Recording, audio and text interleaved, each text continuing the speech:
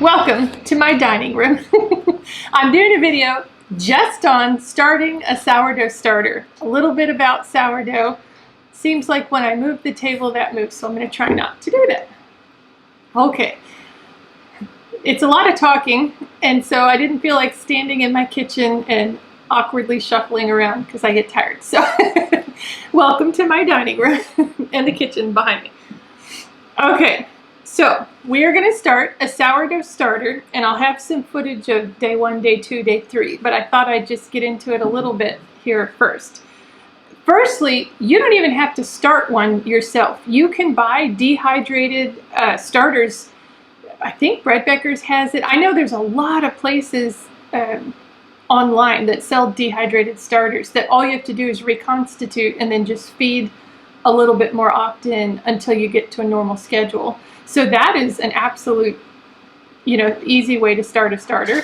Another one is just about everywhere. Everybody knows somebody who does sourdough bread. So ask around in your church or a ladies group or a gentleman's group or Facebook groups, local community groups. Somebody does sourdough and they will be happy because there's always discard. So they would be so happy to give you sourdough starter. And that's easy, and then all you do is take over feedings. You don't have to work at it at all. So if you don't feel like going through starting one, there you go. Try some other options. It is good to know how to start one in case you're ever in a situation where you can't get out of your house and you need to make bread or something. There's always a time. I know that when the big sickness hit, the pandemic, a lot of stores ran out of yeast. And many people didn't know how to start a sourdough starter, so they couldn't bake bread, and you couldn't get bread at the store. So a lot of people were out of luck until they watched some videos and learned how to start a starter. So I think it's a good thing to know just to have in your back pocket for if you ever need it, I'm going to show you how to do it, but let me go through some tips right now.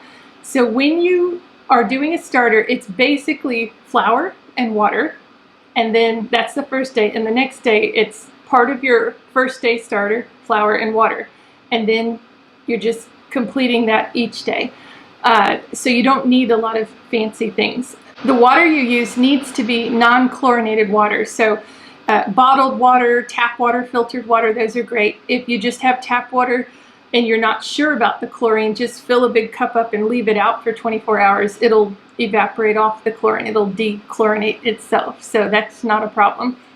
And then I love to celebrate the times where freshly milled flour actually makes things easier, because a lot of times we just have to work a little bit harder to get stuff done.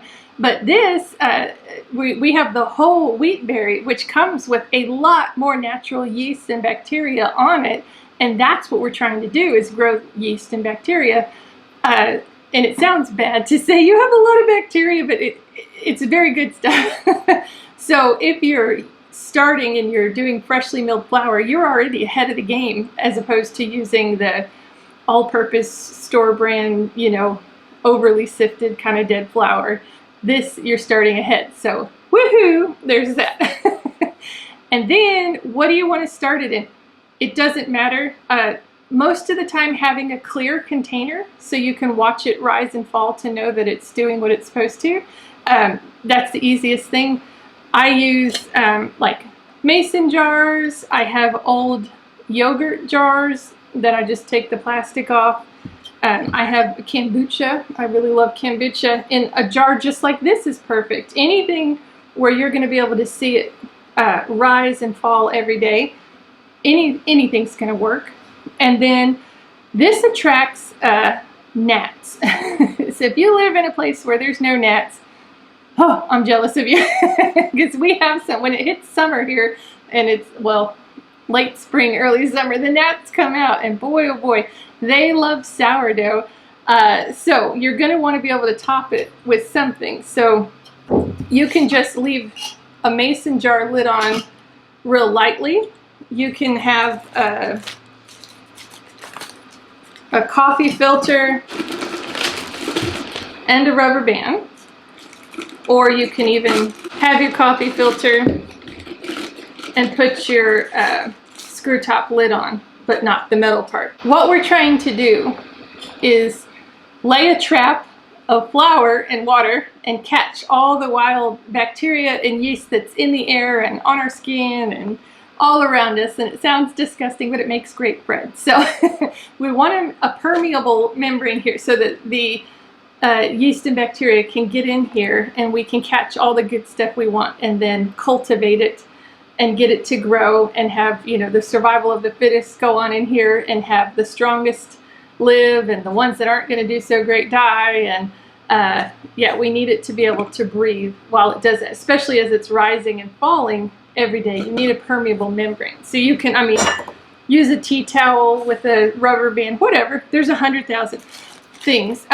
There is cheesecloth. However, I'll say, if you live in an area where you're prone to bugs, gnats, something that might get in, I wouldn't recommend this. You'd have to use several layers. It might just be easier to get a coffee filter. I would say a coffee filter over cheesecloth. In the starter video, you'll see a little, it's called a jar bonnet, which is so silly, but I've learned how to make jar bonnets to go on mason jars or other sort of things. So those are fabric, so they're breathable. So it's a cute way. I think they have them on Etsy. They have, I found a sewing pattern on YouTube, so and then just made my own with chicken fabric. So you'll see that. So you have your jars, your container, you have your cover, you've got non-chlorinated water. That's all you really need, except for flour. So what I use when I'm just trying to have a sourdough starter for regular bread, no matter what kind of bread I want, I tend to use hard white wheat or hard red wheat, either one, but the hard white wheat has less of a flavor, so whatever bread you're trying to make, it'll just affect it less. Now you can do whatever you want. You can say, I'd like to do hard white wheat and rye, because you want that good strong rye flavor in your bread and in your starter. That's fine. You can do an all rye starter. You can make a starter out of any kind of flour. What I'm showing you is just a basic starter so that you know you can see just how to do it. So I know several people who have hard white wheat starter, rye starter, and a couple other ones, so that when they're making whatever kind of bread they want, they use that kind of starter. So remember, when you make any kind of loaf, you can say the flour that goes in there could be 60% hard white wheat and then 40% rye or whatever. I mean, you can do anything. You can do whatever you want. It's all up to you. No matter what you use, this is so overly complicated online. When I started making sourdough starter, I watched videos that I almost ended up in tears and kind of threw up my hands and said, nope, this is too scientific. It's too much. I don't understand why, you know. There were people with thermometers that they would take the temperature and things that looked like thermometers that read the acidity and, yeah, I mean, just everything. They had log books, they had journals, and every day they'd feed it and write everything down. And then every hour they would say, like, they had a container like this with measurements on it, and they'd say, okay, at 9 o'clock it went to here, 10 o'clock to here, 11 o'clock to here, and then it started to, like, I was overwhelmed that it had to be so intense that I thought, nope, I'm out. I can't do this. It's like when I started with freshly milled flour. It was a little bit overwhelming in the beginning because there was so much knowledge out there, so much information, so many things I needed to learn. And then there were people who wanted to make it really complicated, and it doesn't need to be. This is sourdough. People have been doing this as long as there has been bread. It was only about 200 years ago that our commercial bakery yeast that we have, the dried yeast, has been around. That's when we started making bread a little bit quicker in the kitchen, because sourdough takes a little bit longer to bake throughout the day and rise. So from 200 years ago and before, people have been doing this in all cultures and societies and temperatures and altitudes, you know. I mean, think of the hardworking families, farm mamas that, you know, were taking care of animals and kids and everything and coming in and making bread real fast. They didn't have all of this to make it difficult. They weren't taking temperatures. They weren't reading the acidity or the alkalinity. You know, it just was a natural thing. So put your mind at ease that you can complicate anything. And if you want to learn all the science behind this. Say that you do this video and you start your starter, and then I'm doing another bread making video, and you've got some good loaves and you are excited, and this is your jumping off point into going full on scientific, learning all the terminology, all the things, and you go off the deep end. That's wonderful. I'm excited that I could get you there. That's amazing.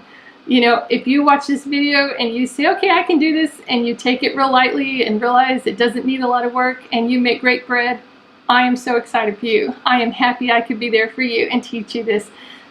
It can be as easy or as complicated as you want, so don't worry. Don't get overwhelmed by the amount of information out there and the terminology. They have so many terms for things that it's starter. People call it, you know, Polish and leaven and ferment and pre-ferment, and I mean, they can go on and on about all of the terminology and you get overwhelmed. It's starter. We're dealing with starter. Starter is our yeast, kind of, but also with bacteria that makes it sour. That's all. It's not complicated. And before I show you the starters, I'm just trying to give you some tips. And if you're starting your starter, know that the younger a starter is, the more feedings you're going to need to do to get it ready for baking. And the older it gets, you've had so long for all of the bacteria to have just the strongest bacteria and yeasts survive over time. There are people who have multi-generational starters that have been passed down through generations. There are bakeries that say they're using their 200-year-old starter, and some places probably not, but some places I believe it. Their starters can last forever and ever and ever and travel overseas. But when we're starting with our starter, we're going to feed it a few times. Usually you just need to feed it once every 24 hours, and it's going to get into a cycle, a rhythm, a routine of eating, rising, falling, feeding it again, eating, rising, then falling and feeding, you know, in a nice 24-hour routine. And it will take on that routine, and you will only have to feed it once a day forever.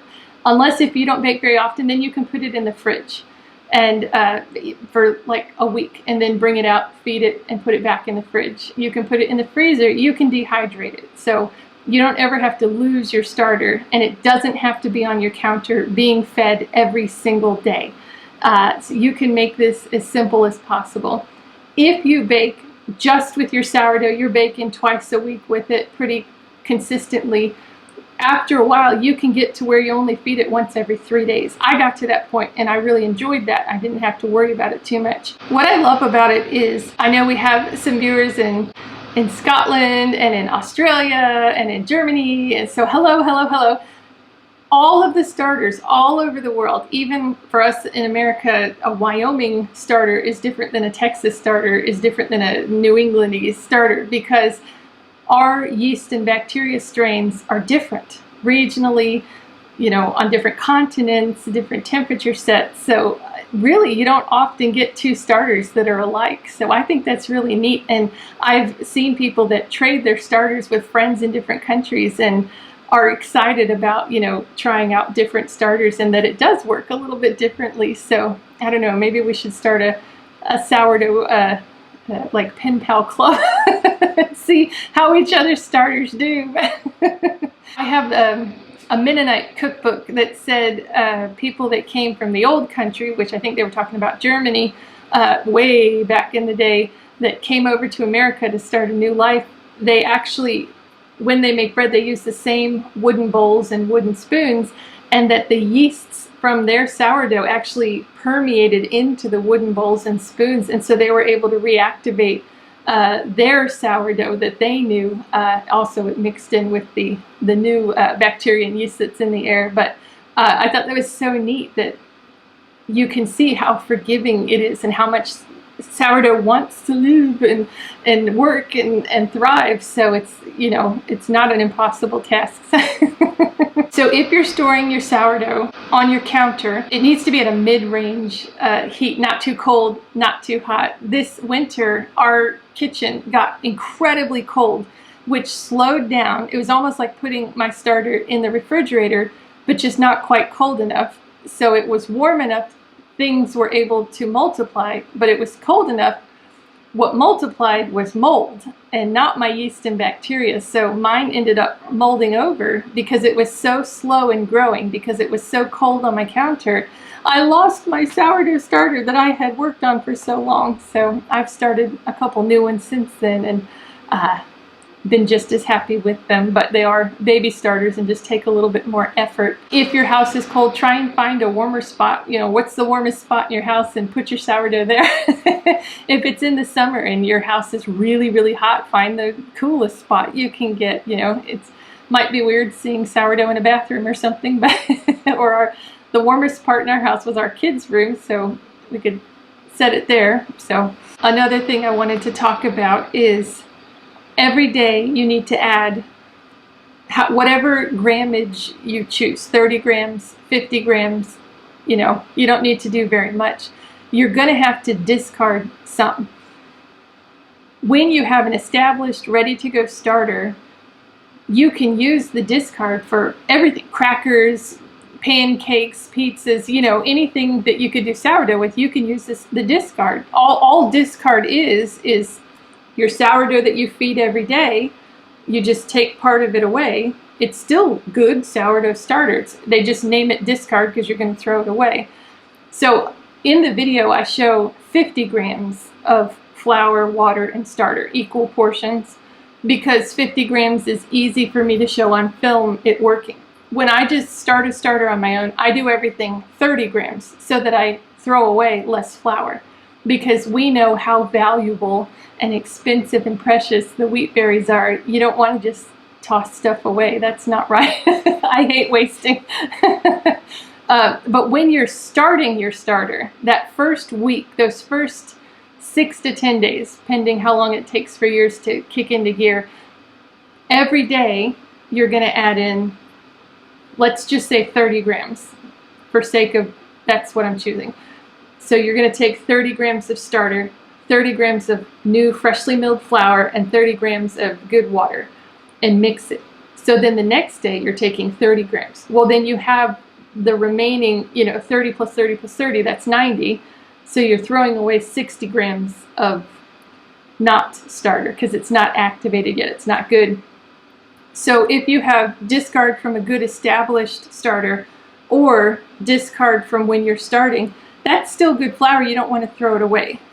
You absolutely can toss it in the trash can and not think about it, because if you use 30 grams, it's not that much. Do not ever throw it down your sink like clumped, because it'll dry and it'll clog your sink and it'll be a huge problem.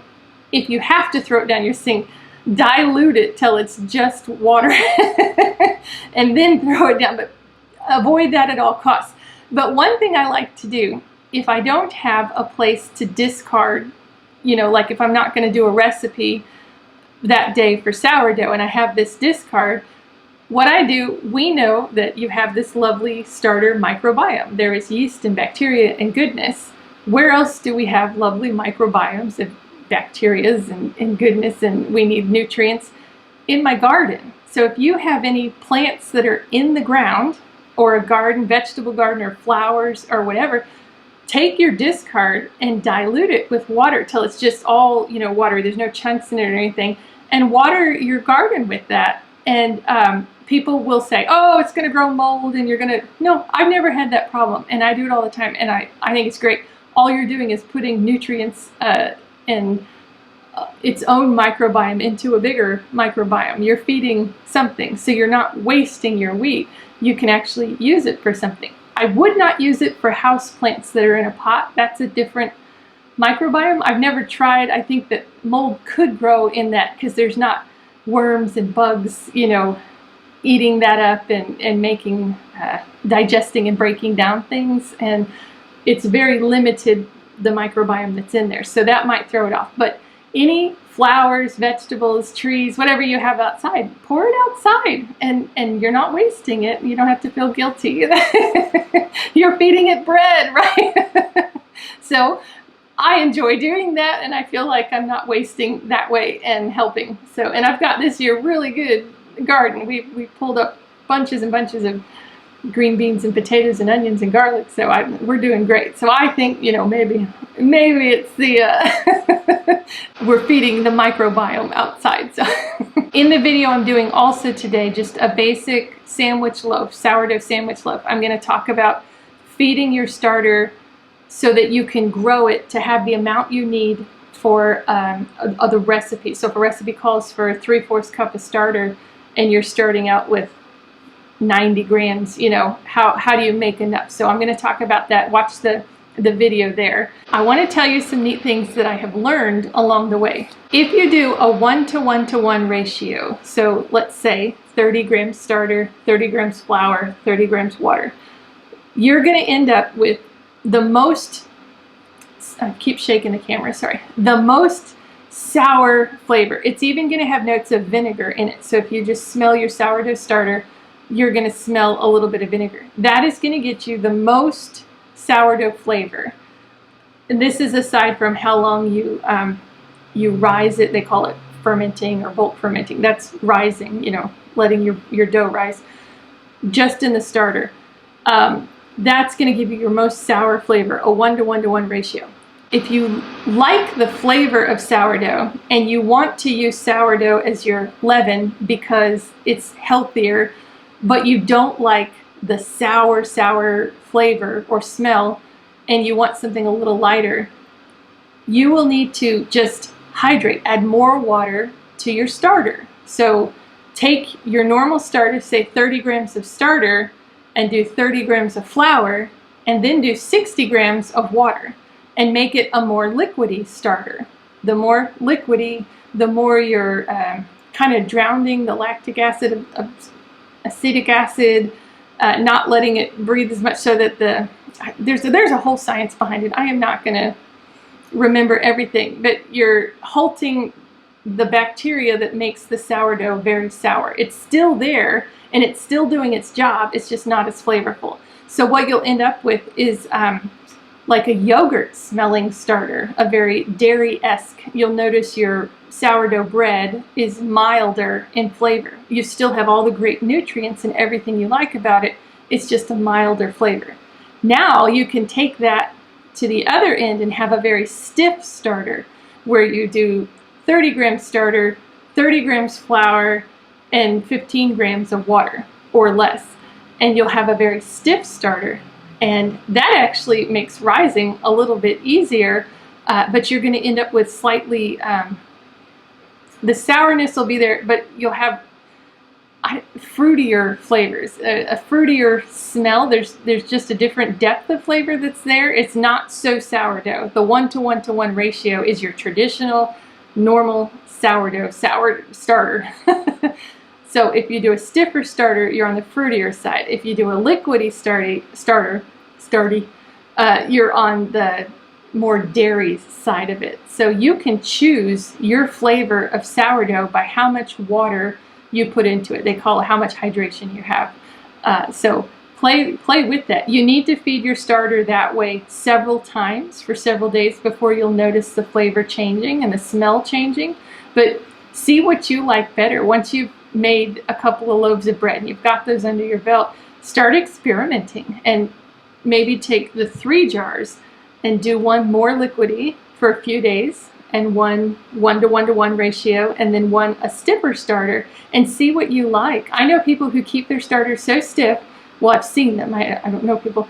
That, I mean, it's like a dough ball. They can just pick up and pull some starter off and work with it that way. So everything works. Sourdough wants to work, so you can keep it how you like it, and you can adjust the flavor how you like. So this is actually really exciting, all the possibilities that come with just a starter. With your regular yeast, the dry yeast that we know, active dry yeast or quick rise yeast, you don't get to pick the flavor. It's really 2 basic strains of yeast that are the strongest ones that are commercially manufactured, and you don't really get a choice in it.